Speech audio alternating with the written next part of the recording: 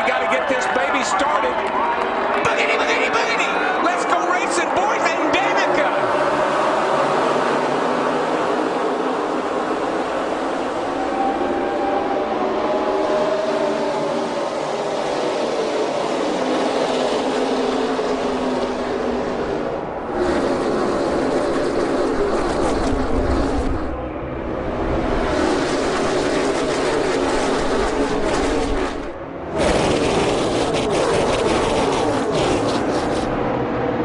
Jamie McMurray down below the yellow line and off pace in this opening lap in the number 1. I think he's hunting his teammate, that red car right there, Juan Pablo Montoya. Yeah, they had a plan. They were going to get hooked up. So strategy not a problem for McMurray.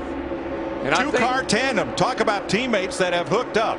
Greg Biffle and his Roush Fenway Ford teammate Matt Kenseth and Carl Edwards. 3 Fords. Trouble hard already. The wall.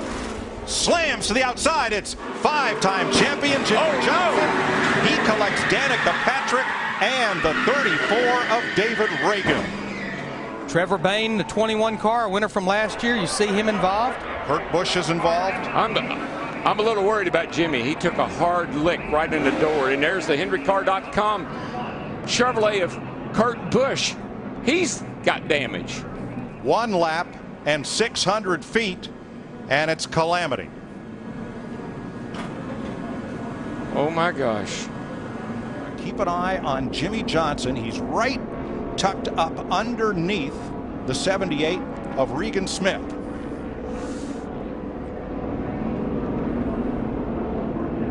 Ooh, just got a little tap in the back end. I believe that might have been Elliott Sadler in 33. Elliott Sadler gave him just a little tap. Right here's what I was talking about. Watch Danica. Right there, she gets some damage, but then watch her go down. Jimmy's car's total, but watch her right here, right between those 2 cars. First caution of the night, lap 2. Here's another look. Look at that outside lane and the blue car that's second in line. You see, Jimmy just gets a little bit loose. And when he corrects, it just overcorrects and into the fence it goes. And then he gets a really hard lick right here. That's the one that really worried me. He got that right in the driver's door. Darrell, what was one of our Goodyear keys? Don't push me in the left rear. This tri-oval can be pretty treacherous. We saw Jeff Gordon wave out the window. Smoke fire on Jeff Gordon's Chevrolet. Engine just blew all to pieces. We're blown up, guys. It's all done. 3-time Daytona 500 winner.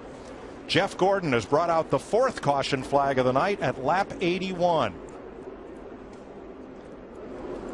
I saw that hand out the window, Darrell, to signal the drivers behind. That water pressure gauge was not working properly, but I don't know. I never went red on any of my gauges, so I have no idea where that came from.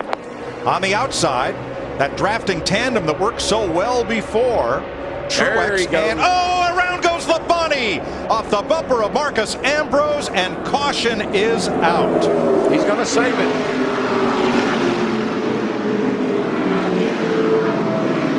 Barely got him right in that left rear corner that we've been talking about. And the rains that have plagued Daytona Beach for the last few days have captured the Frank Stoddard car driven by Terry Labonte. All that happened on lap 2.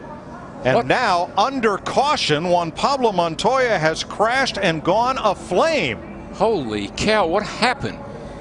We just got a report that he was complaining about a bad vibration in every gear. No, Larry, he just slammed into the jet dryer. I think he slammed into the jet dryer.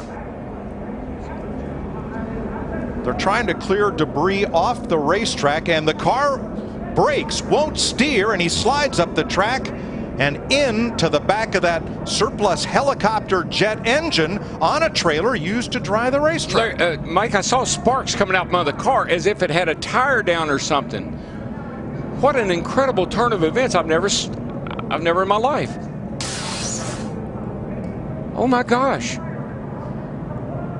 And all that spilled jet fuel found something hot to ignite it. Safety workers quickly on the scene. And this is a bizarre twist to this Daytona 500. down in turn number 3.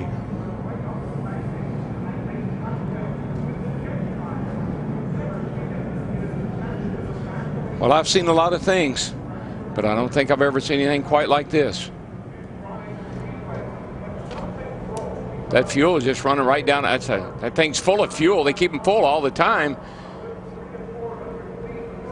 I just wonder what it's going to do to the racetrack. Well, here comes the fire crew. You see the red truck bottom of the screen. They've got to get that out because that fire could damage the racing surface. That's what I was thinking. I mean, you got fuel, it's on fire. It could eat that asphalt right up. We've just had pit stops. Everyone from 5th place on back has stopped. Dave Blaney did not pit under this caution, along with Landon Castle, Tony Raines, and David Gilliland. They are the race leaders as we are under the red flag. Blaney driving for the Tom Baldwin Jr. team. Castle with a brand new ride, and Raines, who just got a ride a few weeks ago into the Daytona 500 with teammate to Gilliland at Front Row Motorsports. They are the race leaders under this red flag for a bizarre incident entering turn number 3. What may have broken? As we're under caution. Here he comes back here. You can see him coming. Jet dryer's up high. He sees the safety truck flashing its lights. Sparks fly, and around he goes.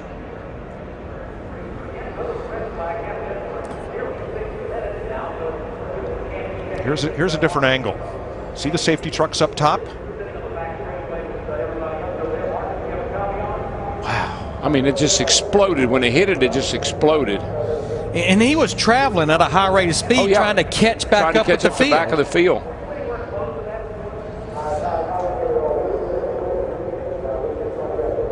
Montoya climbs away, and the driver of the safety truck was helped from his vehicle, walked down the banking and away. Got in front of his team. Oh, there's a car off in the grass. More cars off in the grass. 3 cars sliding. Marcus Ambrose is 1. It's Casey Mears, the 13 that they just had lapped. Caution. I'm just so those lap cars are so hard to get around when you're coming up on them 20 mile an hour faster than the lap car's going. And there's Mears, and Ambrose gets away after that big spin. Fortunate, Darrell, that more cars weren't involved. So let's have a look. Here's Casey Mears, and watch the blue car, the 43 of Eric Almirola, as this gets started. Just gets real tight heading off in the corner down here. Again, Casey is getting lapped. Stenhouse got into Almirola across the front of Mears and then Ambrose. Well, Almirola just about. I'm telling you. He just barely slid through there after that happened. Oh, trouble. Big trouble. Big trouble. Mid-pack. Sliding and spinning into the infield, McMurray. And sliding up the racetrack, 1 car going to coast to the bottom. That's Eric Almirola. Regan Smith was in it, and Casey Kane. The left side of his car torn up, and we're back under caution for Regan the 9th Smith. Time at lap 188. Got a little wobble. I believe he blew a left rear tire. That thing started wiggling around, and as he came into the tri-oval, it spun out, and when it came to a stop, you can see the left rear tire is completely torn apart. So I think he had a cut tire, and the thing just got away from him. Yeah, he was wobbling through the tri-oval there, and finally went around with him. Another driver involved, Brad Keselowski, right there. Wonder if Brad twittered that. Right Probably there is McMurray.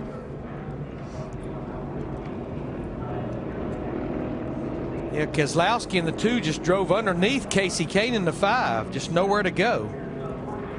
Watch Tony Stewart there. He just worked his way right back. Keselowski missed that wreck by inches. 2 Fords, Hamlin's Toyota by itself, and 2 Chevrolets behind, Earnhardt and Burton. More Chevys, Harvick, Menard, Newman, and 14 Tony Stewart. And there's Tony Stewart's teammate, Ryan Newman. Oh, Tony's going around. Another wreck to the tri-oval. Kyle Busch, hard slide through the grass, no contact. At least half a dozen cars involved in this one. Dave Blaney drives away. That's Kyle Busch. Caution flag number 10 with 4 laps to go. Landon Castle, or excuse me, David Reutimann. You know, Tony got around, but I don't know if he got a lot of damage or not. I see a lot of body damage and tires that got the side rubbed off them, but the car didn't look that bad once he got it straightened out. Let's see what happened. There's Tony is right back here, and I see him all of a sudden. He gets a little push from behind, maybe from Joey Logano. He and Stenhouse go around. Newman and Busch. And Newman and Busch was actually in front of Tony a little bit when that started happening. Have to take a couple more looks at that. Kyle Busch went for a long wild ride. Blaney involved. Let's see here. Here's 39 up here. Right there. Stenhouse got into the side, and Stenhouse in the 6 got into Tony. I'm not sure, though, that David Gilliland didn't get into the back of Stenhouse and push him up into Tony. Could have to look at it again. That's about the 2nd or 3rd wreck we've seen on the exit of the tri-oval. It just starts narrowing up right there. Cars are really free and loose right through the tri-oval. I'm telling you, you're running 200 mile an hour through there. It's hard to hang on sometime. You saw there where Kyle Busch in the 18 jumped down in front of Ricky Stenhouse in the 6. Ford's at the front of Toyota and Chevy in row 2. Green flag. And Biffle gets about a half a car length away from Denny Hamlin here and moves up to pick up his Ford teammate, Greg Biffle. Boy, that is a teammate right there, buddy. I mean, he jumped out there, got him. Dale Jr. had no help, but he locks on the back of Biffle, 2nd and 3rd. I don't think it'll do Dale Jr. any good because I don't think Biffle's going to go anywhere. If he's a team player like Kansas has been, he'll sit right there. They've got a lap and a half to find out. Now, when they come off of turn 4 and Dale Jr. is still pushing him, could be a whole different story. I'd say things might pick up. They're looking for the white flag this time. Once we get into this lap, if anything should happen down in turn 1 or 2 or 3 and 4, it's over. 3-car breakaway. Junior tucked up tight under the bumper of Biffle. Kenseth leads to turn 1. Final lap. Denny Hamlin in the 11s there with no one to push him. Actually, he might actually be hurting those 2 cars in front of him if he gets back too far. But here we go. If it's going to happen, it's going to happen pretty quick. We've seen where the timing of where you do it is so critical. Those 2 cars, the 16 and the 88, should be able to get by Kenseth if Biffle elects to take the chance. Ford Chevrolet off the final corner. Matt Kenseth trying to win it for the 2nd time. Here comes Junior to the outside. Side by side with Kenseth. He runs out of time. Matt Kenseth wins the Daytona 500. I tip my hat. I know Matt can't talk to you, but thanks to Jimmy. 2009 and 2012. Pretty good day for that team.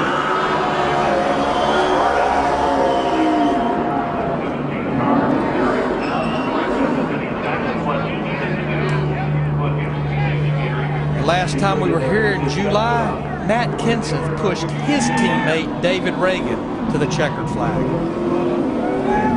And Matt Kenseth gets to play capture the flag here in Daytona.